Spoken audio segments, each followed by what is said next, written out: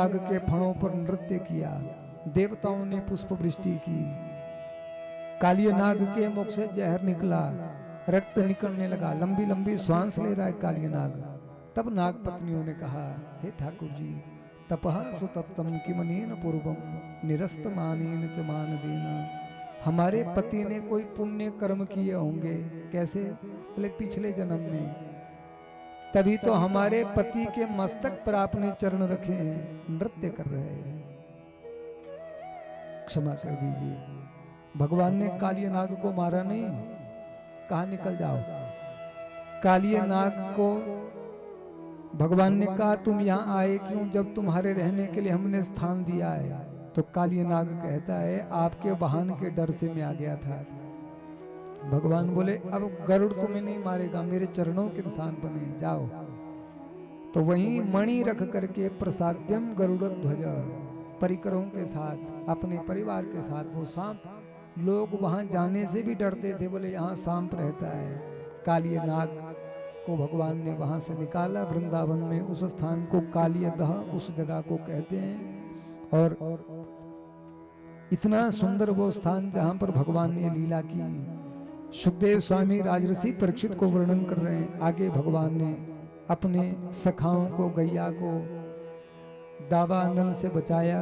गर्मी के दिन थे, आग लग गई जंगल में, भगवान आग का पान कर गए और सखा देख करके हैरान हो गए, भगवान आग पी रहे हैं। जब घर आकर के सखाओं ने मैया यशोदा को कहा, मैया आज कन्हैया ने आग पी है, तो यशोदा जी हंसने लगी, अरे मेरा बेटा कैसे आग पी सकता है, क्यों? बोले दूध देती हूँ पीने को, तो कन्हैया 20 बार कहता है माँ गर्म ज्यादा मत करना। गुनगुना दूध होता है तो भी फूंक मार मार करके पीता है, और तुम कहते हो आग पी ली। तो वहां ऐसी ऐश्वर्यमय लीला हो रही है, और मैया के सामने इतनी मधुर लीला हो रही है। भगवान का मुख है अग्नि, अग्नि में आहुति देते हैं ना। आहुति क्या है? देवताओं का भोजन है। वेद कह रहे हैं मुखात अग्नि रजायतः, ब्राह्मण भगवान का मुख है, अग्नि भगवान का, दो मुख है। मुखाद अग्नि रजायत ब्राह्मणोस्य मुख, ब्राह्मणोस्य मुखमासीद बाहु राजन्य कृत। सुखदेव जी ने राजर्षि परीक्षित को कहा, शरद ऋतु में, वर्षा ऋतु में कैसी शोभा धाम की है। शरद ऋतु में भगवान ने पहली बार वेणु वादन किया। एक अध्याय में भागवत जी में वेणु गीत है। मार्गशीर्ष महीने में कुमारिकाओं ने एक व्रत किया, भगवती जगदम्बा का। कुमारिकाओं ने बालूका से एक मूर्ति बनाई मां की, यमुना जी के तट पर। और कुमारिकाएं, ब्रज कुमारिकाएं 1 महीने का व्रत रख करके माता का पूजन करती हैं। प्रातःकाल यमुना जी में खड़ी हो जाती हैं, आकंठ। और आप जानते हैं यमुना जी का जल कैसा है। यमुना जी में अगर आप हाथ डालोगे वृंदावन में, तो आपको अपना हाथ भी नहीं दिखेगा, ऐसे काली है यमुना जी। और हाथ में जल लो तो साफ लगता है, अंदर डालो तो दिखता ही नहीं है। बोले भगवान ने एक कुमारिकाएं, ये कुमारिकाएं जो व्रत कर रही थी यमुना जी के जल में खड़ी हैं। और कौन से मंत्र के द्वारा जब करती हैं? बोले कात्यायनी महामाये महायोगिन्यधीश्वरी नंद गोपा सुतम देवी पति में कुरुते नमः। कुमारिकाओं ने भगवती कात्यायनी माता का स्मरण किया। आप सब जानते हैं नवरात्र में माँ के 9 रूपों की पूजा होती है। एक ही भगवती रोज नया नया रूप धारण करके आ रही है। तो प्रथमम शैलपुत्रीं च, द्वितीयम ब्रह्मचारिणीं, तृतीयम चंद्रघंटेति कुसुमांडेति, चतुर्थकम पंचमम स्कंदमातेति, षष्ठम कात्यायनीति च। छठा नवरात्र होता है कात्यायनी माता का। कुमारिकाओं ने वो स्थापन किया। आज करोड़ों लोग वृंदावन में दर्शन करते हैं। दिव्य पावन शक्ति पीठ है भगवती कात्यायनी माता, और गोपियों के द्वारा स्थापित है वृंदावन में। कुमारिकाओं ने इस मंत्र के द्वारा माता की पूजा की। कात्यायनी महामाये महायोगिन्यधीश्वरी नंद गोपा सुतम देवी पति में कुरुते नमः। भगवान के चरणों की प्रीति मांग किससे रही है? माता से। बोले भगवती श्रद्धा की मूर्ति है। आप देखो गोस्वामी तुलसीदास जी महाराज रामायण में मंगलाचरण में कहते हैं, भवानी शंकरो वंदे श्रद्धा विश्वास रूपिणो याभ्यम बिना न पश्यंती श्रद्धा स्वांतस्तम ईश्वरम। बोले जगदम्बा श्रद्धा है, भगवान भूतनाथ विश्वास है। बिना श्रद्धा विश्वास के कुछ प्राप्त होगा क्या? देखिए भगवत गीता जी में भगवान कह रहे हैं, श्रद्धावानम लभते ज्ञानम, और संशय आत्मा विनश्यति, श्रद्धावान व्यक्ति ज्ञान प्राप्त करता है। और जानकी जी ने राम जी की प्राप्ति के लिए जानकी जी ने रघुनाथ जी की प्राप्ति के लिए भगवती का अर्चन किया। जय जय गिरिवर राज किशोरी, जय महेश मुख चंद्र चकोरी। ऐसे ही कुमारिकाओं ने गोविंद की शाश्वत प्राप्ति के लिए भगवान का अर्चन किया, कात्यायनी माता का अर्चन किया। 1 महीने का ये व्रत। भगवान गए, चीर उठाई, कदम्ब की डाली पर चढ़ गए। फिर भगवान ने कुमारिकाओं को कहा, एक हस्तम प्रणामम चैका चैव प्रदक्षिणा अकाले दर्शनम विष्णु हंति पुण्यम पुराकृतम। भगवान ने शास्त्र की बात कही। देखिए चीर उठाए भगवान ने, वो जो यमुना जी के जल में कुमारिकाएं खड़ी हैं, भगवान ने चीर उठाए। कितनी उम्र है ठाकुर जी की? 6 वर्ष के। कदम्ब के वृक्ष पर चढ़े गए और भगवान ने कहा, कुमारिकाओं आप इतना सुंदर भगवती दुर्गा का अनुष्ठान कर रही हो, लेकिन शास्त्र की विधि से नहीं कर रही हो। शास्त्र की विधि से जो होगा उसी का पूर्ण लाभ मिलेगा। और सुन लीजिए, शास्त्र का मतलब है एक निश्चित पद्धति, एक क्रम, एक निश्चित क्रम।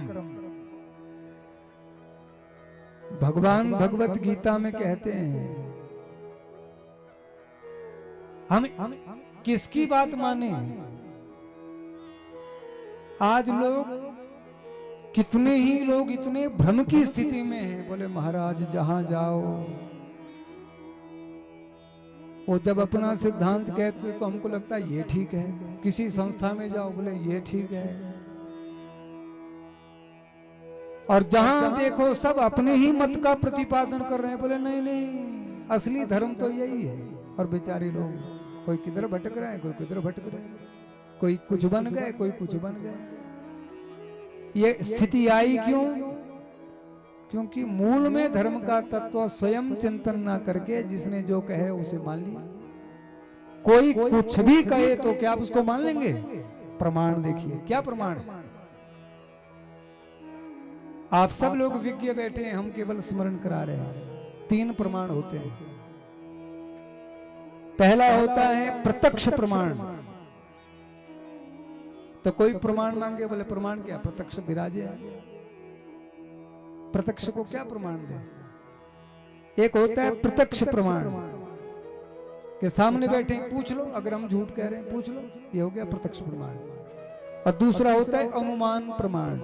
अनुमान प्रमाण क्या है? जैसे जंगल में लगी है आग, तो दिन में आग नहीं दिखेगी, रात को तो दिख जाएगी। दिन में आग नहीं दिखेगी, जंगल में कहीं आग लगी है और हम कहेंगे देखो भैया आग लगी है सामने जंगल में। आपको कैसे पता? दिख रही है? बोले नहीं, दिख तो नहीं रही है। फिर बोले धुआं आ रहा है।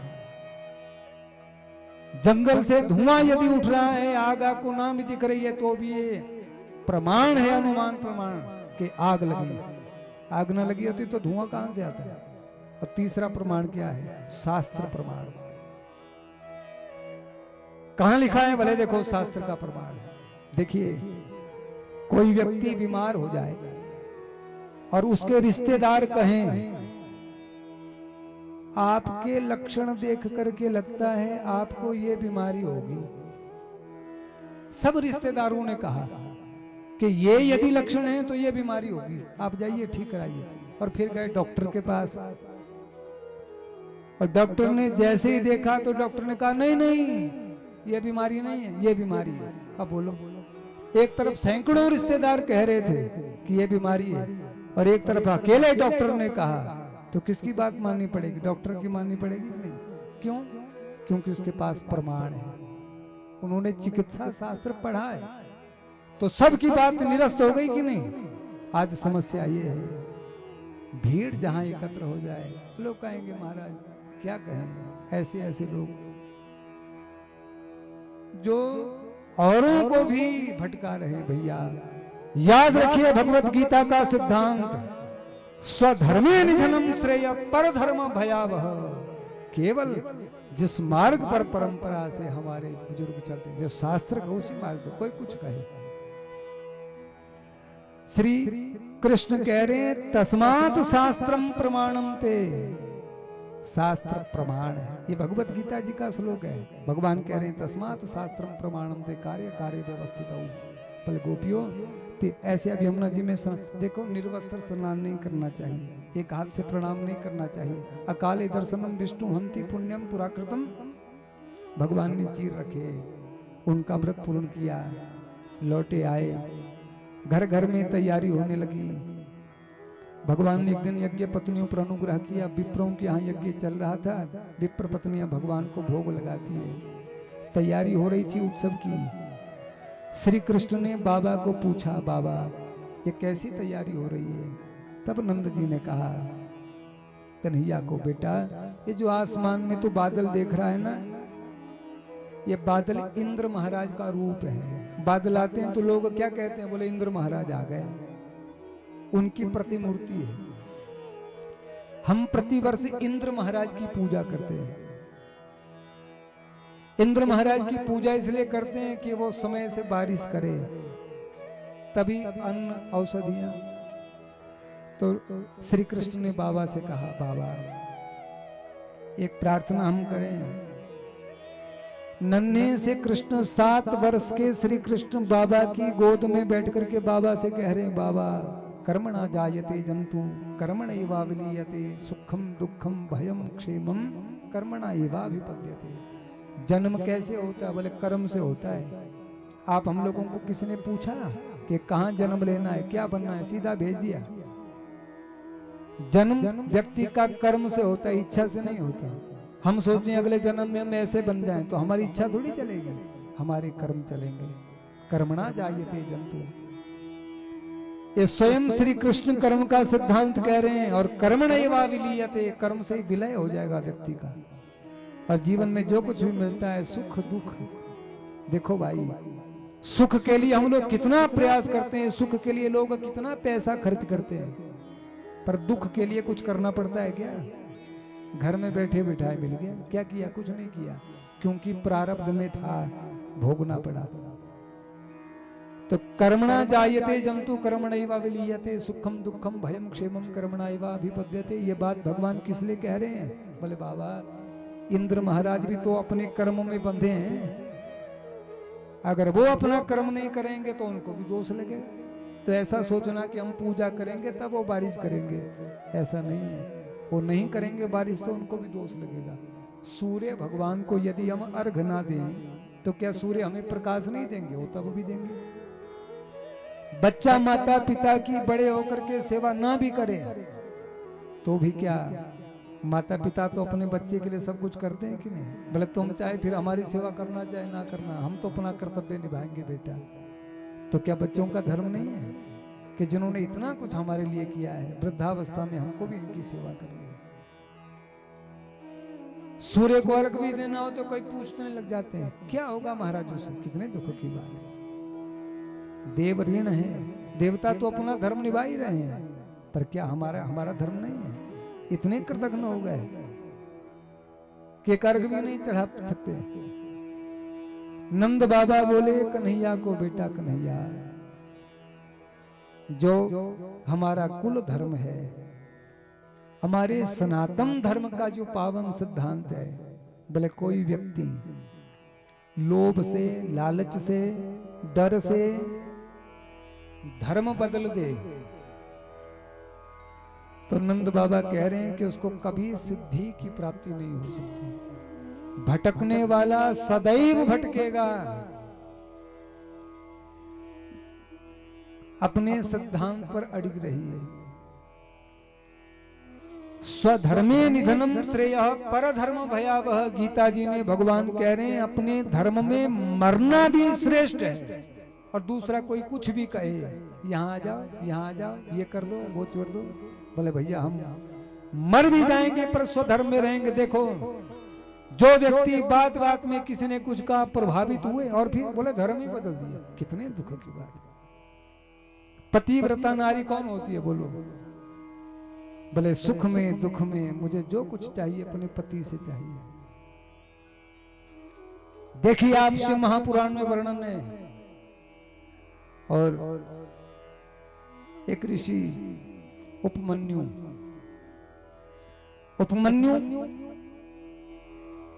बाल्यावस्था में घर में बड़ी विपन्नता थी। छोटा सा बच्चा रोने लग गया, माँ दूध पीना है। माँ बोली बेटा दूध नहीं है। बच्चा रोने लग गया। माँ ने बच्चे को रोता हुआ देखा तो माँ ने क्या किया, बच्चे को ठगने के लिए थोड़ा सा आटा ही घोल दिया और दे दिया। जैसे ही बच्चा पीने लगा है तो दूध नहीं है, फेंक दिया। जोर जोर से रोने लगा। माँ ने कहा मैं कहां से दूध लाऊं, जा महादेव से दूध मांग। महादेव को सब चढ़ाते हैं। बच्चे के मन में ऐसी बात बैठी जो भगवान शिव के भजन में लगा। भगवान शिव इस छोटे से बच्चे की भक्ति देख करके इतने प्रसन्न हो गए। शिव ने क्या किया, शिव प्रकट हुए उस ऋषि बालक के सामने। पर भगवान महादेव नंदीगण के ऊपर नहीं बैठे हैं, एरावत के हाथी के ऊपर बैठे हैं। भगवान शिव ने त्रिशूल नहीं लिया है, वज्र हाथ में लिया है और कहा बेटा उपमन्यु बोलो तुम्हें क्या चाहिए। उपमन्यु ने हाथ जोड़ करके पूछा आप हैं कौन। भगवान महादेव ने परीक्षा लेने के लिए ऐसा कहा कि मैं तो इंद्र हूं। पर उपमन्यु ने कहा मैं तो महादेव की उपासना कर रहा हूं, आप कैसे आए। बोले बेटा तुम्हें जो चाहिए मैं सब तुम्हें दे सकता हूं, बोलो तुम्हें क्या चाहिए। जो तुम्हें महादेव दे सकते हैं वो सब मैं भी दे सकता हूं, बोल तुम्हें क्या चाहिए। मैं इंद्र हूं। उपमन्यु जी की आंखों में आंसू आ गए। उपमन्यु जी ने कहा हमें आपसे कुछ नहीं चाहिए, हमें जो चाहिए हमें महादेव से चाहिए और किसी से नहीं चाहिए। पतिव्रता नारी अभाव में रह लेगी, लेकिन कोई कहे कि तुम्हारे पति तुम्हें वो सुख सुविधा नहीं दे पा रहे हैं, हम आपको कुछ दें। पतिव्रता कहे कि मुझे मरना स्वीकार है, प्रत्येक परिस्थिति में मुझे अपने पति के साथ रहना, जो चाहिए इनसे लेना, और उनसे क्यों लूंगी। ऐसे अपने धर्म में मरना भी श्रेष्ठ है। कितनी हैरानी की बात होती है। लोगों के जीवन में जरा सी प्रतिकूलता आती है ना, कोई प्रतिकूलता, सबसे पहला यही काम करते हैं, इधर चले गए उधर चले गए, क्या मिल गया वहां जाके। भैया द्रौपदी के एक नहीं 5 पुत्र मरे, तब भी द्रौपदी ने एक बार नहीं कहा कि ठाकुर जी आपने क्यों रक्षा नहीं की। हमारे जीवन में जरा सी भी प्रतिकूलता आ जाए हम कहते हैं क्या दिया भगवान ने। कितने दुख की बात है। स्वधर्मे निधनम श्रेय। श्री कृष्ण को बाबा बोले, इसलिए हमारे कुल से परंपरा है प्रतिवर्ष हम इंद्र महाराज की पूजा करते हैं। श्री कृष्ण ने कहा बाबा अब की बार गिरिराज गोवर्धन जी का पूजन करते हैं। गिरिराज गोवर्धन जी की पूजा के लिए सब लोग एकत्र हुए। सारे ब्रजवासी लोग 56 भोग लेकर के पहुंचे। और देखो श्री कृष्ण ने ऐसी लीला की, अपना रूप पर्वत पर प्रकट कर दिया, आवाज लगाई शैलोस्मी, सबको विश्वास, अरे वाह पर्वत तो साक्षात देवता बैठा है पर्वत पर। श्री कृष्ण ने कहा अब पूजा करो, जल चढ़ाने लगे। पर्वत को स्नान कराना, कितना जल चाहिए। श्री कृष्ण ने कहा कोई बात नहीं हम व्यवस्था करते हैं। श्री कृष्ण ने गंगा जी को याद किया। वृंदावन में गंगा जी प्रकट हो गई। इसलिए देखो गोवर्धन जी की जो तलहटी है वहां जो जल की धारा फूटी उसको मानसी गंगा बोलते हैं, मानसी यमुना नहीं बोलते। जैसे कुरुक्षेत्र की भूमि में जो गंगा जी प्रकट हुई वो बाण गंगा है और वो मानसी गंगा है। मन से स्मरण किया ठाकुर जी ने। आज लाखों करोड़ों लोग स्नान करते हैं, दर्शन करते हैं। फिर पर्वत को दूध से स्नान कराना है। ठाकुर जी ने कहा कोई बात नहीं, सारी वृंदावन की लाखों लाखों गौएं गिरिराज पर्वत पर चढ़ा दी गई। ठाकुर जी ने बांसुरी बजाई, सब गौ माताओं के थनों से दूध की धारा गिरने लगी। जैसे हमारे भूतनाथ भगवान के ऊपर रोज गौ माता आकर के दूध की धारा चढ़ा जाती थी, ऐसे गौ माता के थनों से दूध की धारा निकली। आज भी सर्वाधिक दूध से गिरिराज बाबा का पूजन स्नान होता है। 56 भोग ब्रजवासियों ने लगाए। और कितनी अद्भुत बात हुई कि जब पूजा प्रारंभ हुई ना गिरिराज बाबा की, तो सबसे पहले नंद बाबा ने संतों को आगे किया। आज हमारे मन में सुबह आया, इतना सुंदर यज्ञ चल रहा है। और आप सोचिए, जिनके लिए ये भागवत जी की कथा हो रही है, उनके कैसे पुण्य रहे होंगे। सबके लिए भागवत जी की कथा नहीं हो सकती।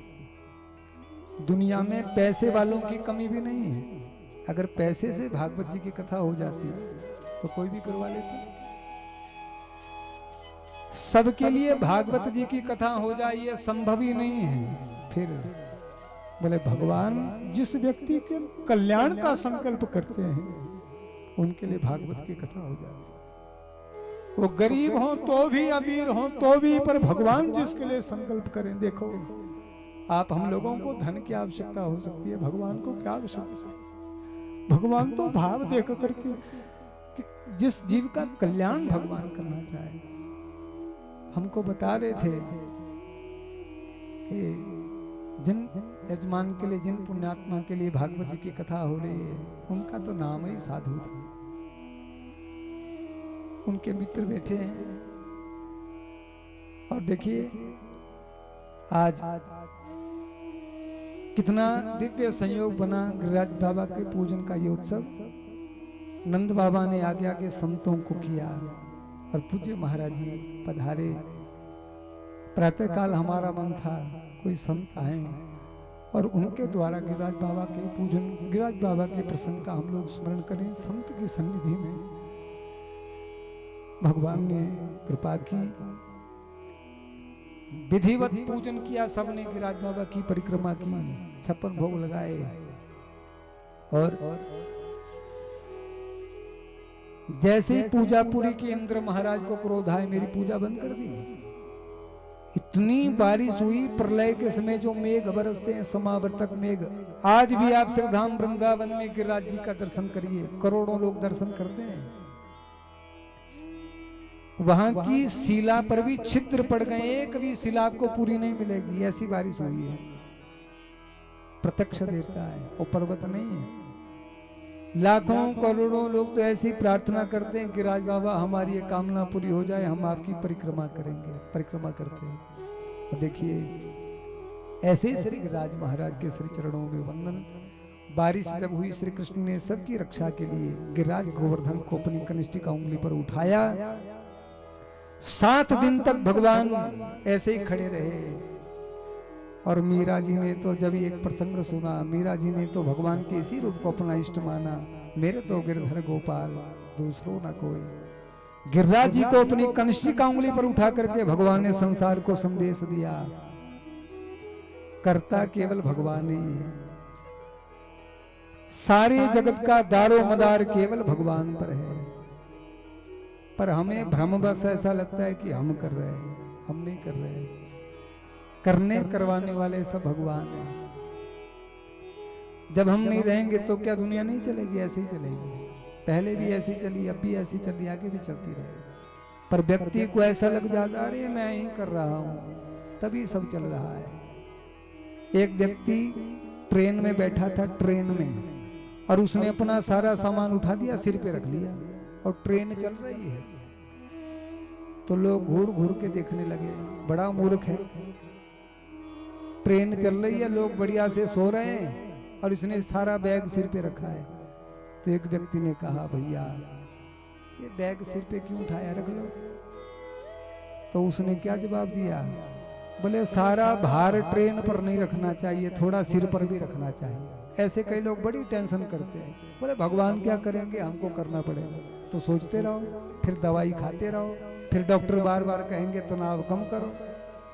जब हमारे सोचने से कुछ होना नहीं है, बढ़िया अपने कर्म करते रहिए। करने करवाने वाले भगवान हैं। पर्वत को उठा करके भगवान ने बताया, मनुष्य ही नहीं, पर्वत पर कितने वृक्ष होते हैं, जीव जंतु होते हैं, सबका भार में वहन करता हूं। भगवत गीता में भगवान की प्रतिज्ञा है, अनन्यश्चिन्तयन्तो मां ये जना पर्युपासते तेषां नित्याभियुक्तानां योगः क्षेमं वहाम्यहम्। ऐसे जगदाधार भगवान के श्री चरणों में हम प्रणाम करते हैं। 7 दिन तक भगवान ने गिरिराज उठा करके ब्रजवासियों की रक्षा की। इंद्र महाराज फिर आए, भगवान के चरणों में वंदन किया, स्तुति की।